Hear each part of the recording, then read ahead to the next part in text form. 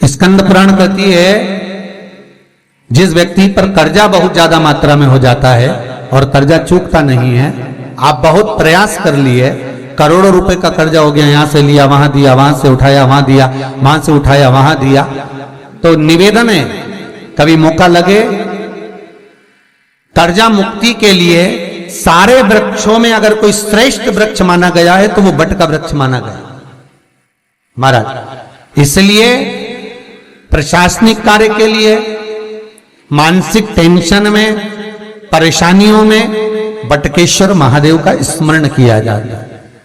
और यदि निवेदन करूंगा बहुत ज्यादा, यदि आपको कर्जा हो गया, बहुत ज्यादा कर्जा हो गया और वो कर्जा चूक ही नहीं रहा, तो थोड़े दिन बड़ के पेड़ के नीचे आप बटकेश्वर महादेव के लिए 1 लोटा पानी, उसमें थोड़ा सा पिसा हुआ चावल पीस के गला लेना चावल को और पीस लेना, पीस के उस पानी में मिला लेना और मिलाकर उसमें थोड़ी सी हल्दी पिसी हुई डालकर बटकेश्वर महादेव के नाम से बड़ के पेड़ के नीचे अपनी कामना कर कर जो कर्जा हुआ है उस कर्जे का भान देते हुए, स्मरण देते हुए छोड़ दीजिए महाराज। 2 या 3 सोमवार एक ही जगह पर करना, 3 सोमवार बाद वहीं से बड़ के पेड़ की थोड़ी सी जड़ उठा लाना और उस जड़ को एक कोई धागे में बांधकर या तो अपनी गले में डाल लो या अपनी जेब में पटक लो, उसको थोड़े दिन पटक कर रखना, लगभग 2 से 3 महीना पटक कर रखो।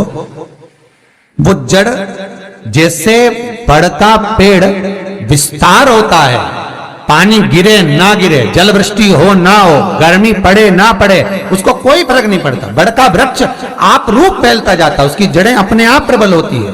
उसी तरह ये बटकेश्वर महादेव कहीं से भी अगर जड़ आपके पास में रखी है 1 महीना, 2 महीना, 3 महीना तक, तो ये जड़ अपने आप लक्ष्मी को पकड़कर खींच कर लाती है और कर्जे से मुक्त कर देती। बटकेश्वर महादेव का स्मरण सुख का देना हो महाराज। ऐसा कोई कार्य नहीं जिसमें पशुपति व्रत लाख ना करो, बस दिल से अगर आपने पशुपति व्रत करा है, बाबा विश्वनाथ के 5 पशुपति व्रत होते हैं, किसी भी सोमवार से चालू कर सकते हैं। बस करना क्या है, सुबह पूजन की थाली लगाकर लेकर जाना है, शंकर भगवान के शिवलिंग की पूजन करना है, मंदिर में अभिषेक पूजन करो, वो थाली वापिस लेकर आ जाओ, घर में रख दो।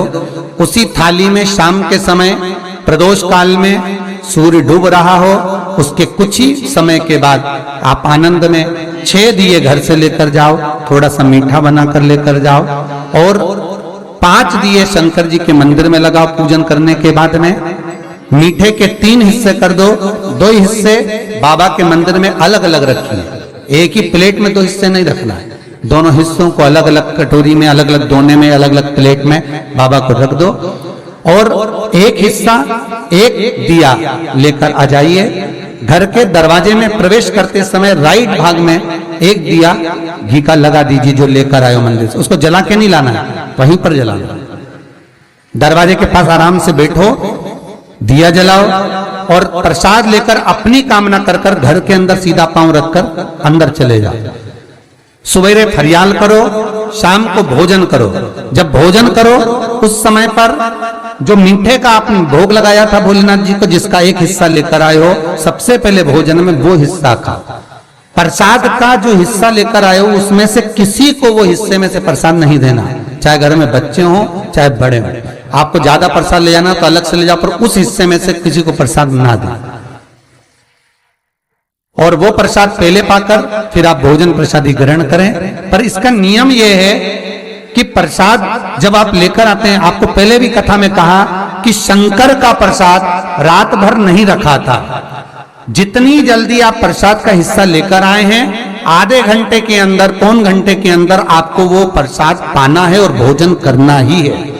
ये नहीं कि सब आएंगे, इंतजार कर रहे हो, 10 बज गई, 11 बज गई, प्रसाद आपका इंतजार कर रहा है।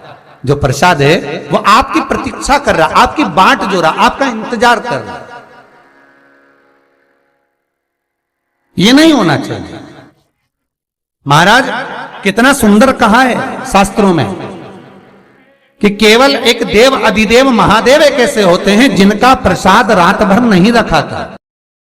कहां से लिया है? प्रसाद लाकर ताजा रहता है जब तक आप पाते हैं, फिर वो फ्रिज में रख देते हैं। फ्रिज में रखा रखा किसी ने खाया नहीं खाया, जितने समय तक फ्रिज में प्रसाद रखा रहता है वो इंतजार करता है कि कोई मुझे प्रसाद भक्षण करे। प्रसाद का मतलब होता है प्रभु का साक्षात दर्शन। प्रसाद का मतलब ही यही है, प्रसाद, प्रभु का साक्षात दर्शन। वो रखा रखा जब ज्यादा समय हो जाता है तो घर में वो कष्ट प्रदान करने लगता है। हमेशा याद रखो, प्रसाद जैसे ही आए उसका सही समय पर उसको पाओ। रखे हुए प्रसाद पड़ा हुआ है, फ्रिज में रखा हुआ है, बेटा खाएगा, बहू खाएगा, ये खाएगा, वो खाएगा, फिर धीरे धीरे वो बद्दुआ देना प्रारंभ कर देता है, जिससे घर में बड़ी बीमारी फैलने लगती है, बड़ा रोग आने लगता है। तो लोग सोचते हैं हमारे घर में ना तो हम कोई नशा करते हैं, ना हम कोई चीज खाते हैं, ना हम बाजार का खाते हैं, फिर रोग कहां से आता, फिर बीमारी कहां से आती? अर्थात वो बद्दुआ देता है। उसका प्रयोग करो, समय पर करो, समय पर पाओ। कई लोग कहते हैं महाराज जी हमारे ये बीमारी कहां से आ गई? जरा पत्रिका में तो कोई बीमारी नहीं दिख रही। हमने तो सबसे पूछा ये बीमारी का योग ही नहीं है, फिर बीमारी कहां से आई? ना तो हम कोई व्यसन करते हैं, ना कोई मद्रापान करते हैं, ना कोई मांसाहार, फिर ये बीमारी कहां? उसका कारण है कि तुम उस प्रसाद का लाकर महीनों तक पड़ा हुआ है, इंतजार कर रहे हो, खाएंगे खाएंगे, आखिरी में फिर वो काम वाली को दे दिया। काम वाली इतनी चतुर आज के जमाने की, बासी माल खाएंगे, अटक गई। कौन का पड़ा? वो बद्दुआ।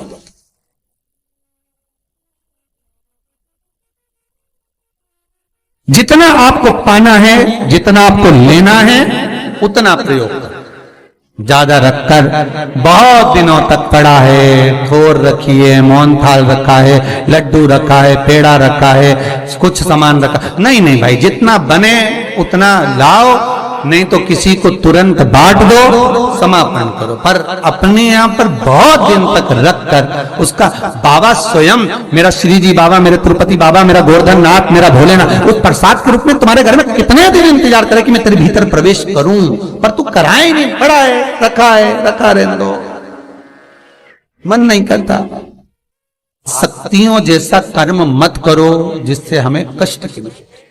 कई लोग कहते हैं हमने पशुपति व्रत करा, हमारा बहुत काम हुआ। कई लोग कहते हैं हमने करा पर हमको अभी तक उसका कारण है कि तुम बहुत देर तक प्रसाद को इंतजार करा रहे हो। तो बाबा भी आपको इंतजार करा रहा है, मेरा विश्वनाथ भी इंतजार कर रहा है। उस समय अवधि का भान होना चाहिए। निगाह हटी, दुर्घटना घटी, बस ध्यान रखो। हम कहते हैं कि हम पूजन करते हैं, हम पाठ करते हैं, हम अर्चना करते हैं, हम अनुष्ठान करते हैं, हम भगवान की सेवा करते हैं, फिर दुख हमको ही क्यों आता है? उसका कारण केवल इतना सा कि दुख हम खुद बुलाते हैं, दूसरा नहीं। हम स्वतः पशुपति व्रत 5 व्रत करो। 5 व्रत पूर्ण होने पर कई माताएं कहती है कि बीच में हमारे व्रत छूट जाते हैं रजस्वला धर्म के समय पर, तो व्रत तो करना पड़ेगा पर पूजन नहीं होगी और वो गिनती में भी नहीं आएगा। पर व्रत करना है पर गिनती में नहीं आएगा। मार पूजन भले मत करो, 7 दिन बाद आप जो व्रत करें वो अपने ऊपर है, पर गिनती में नहीं आएगा। व्रत करना पड़ेगा। गिनती में तब आएगा जब दरवाजे पर आप दिया लगाएंगे, जितने दिए आपने लगाए उसी गिनती में आएगा। और महाराज 5 व्रत जब पूर्ण हो जाएं, 5वां व्रत रहे, तब एक नरियल, श्रीफल, उस पर एक मोली नाड़ा लच्छा लपेटकर उस पे 11 रुपए रखकर, कोई आपको किसी को ना भोजन कराना है ना भंडारा करना है, केवल मोली लच्छा लपेटकर 11 रुपए रखकर बाबा विश्वनाथ के सम्मुख में शंकर जी की वो जलाधारी जो गोल है माता जगत जननी का हस्तकमल, उसी पर रख देना है। विनती कर देना बाबा मेरी ये कामना से मैंने ये व्रत किया।